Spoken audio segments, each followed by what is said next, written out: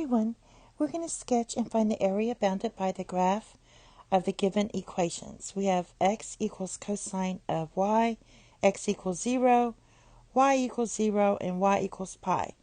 We're also restricted from 0 to pi for our y given here. All right, but let's sketch it first.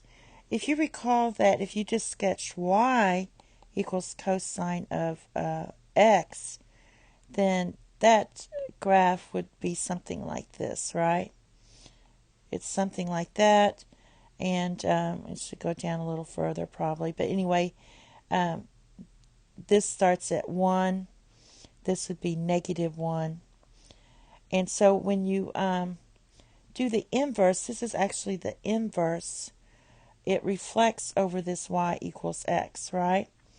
So basically the graph for this is you're just flipping it around, and at pi, we're out here at -1 for cosine, and at pi divided by 2 we're at 0, and at 0 cosine is 1. So basically I'm just going to kind of graph this, and then it would kind of go down like this. So it's like this. All right. So we're also restricted with x equals 0. That's this border here. This is x equals 0. And this is y equals 0. And also at y equals pi. So the areas we're looking at are these two. So when you set up your integral, we're going to set it up as the integral. So our area is going to equal the integral from, and we're doing our y. So we're going to go 0 to pi divided by 2 cosine of y dy. And then, I'm going to just erase this a little bit. That is your positive. So on the right side of our y, we're going to have positive.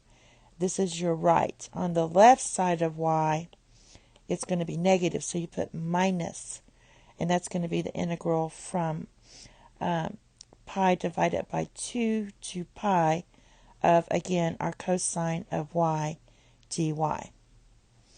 Another way to do this is, since these are symmetric, you could just go from 0 to pi divided by 2 and multiply this by 2, cosine of y dy, because of symmetry.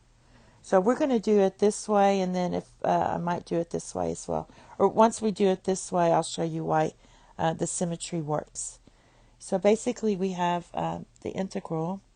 Our area is going to equal the integral from 0 to pi divided by 2 cosine of y with respect to y, minus the integral from pi divided by 2 to pi cosine of y dy. All right, this is just going to give you the antiderivative of cosine of y is sine of y.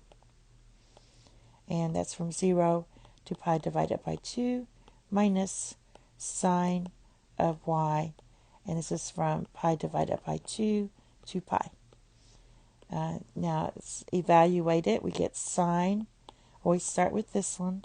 Sine of pi divided by 2 minus sine of 0. Minus sine of pi minus sine of pi divided by 2. All right, this is going to equal 0. Sine of pi is 0. Sine of pi divided by 2 is 1. So you have 1 minus, this is 1, a -1 equals 2. So like I said before, we could have just taken our integral sine of y from 0 to pi divided by 2 and just multiplied this by 2 due to symmetry. And that would have given us 2 times 1, which equals 2. Makes it a little easier and more effective too, because once you get all these negative signs, sometimes we can mess up with the double negatives and such. Thank you. Have a nice day. Bye-bye.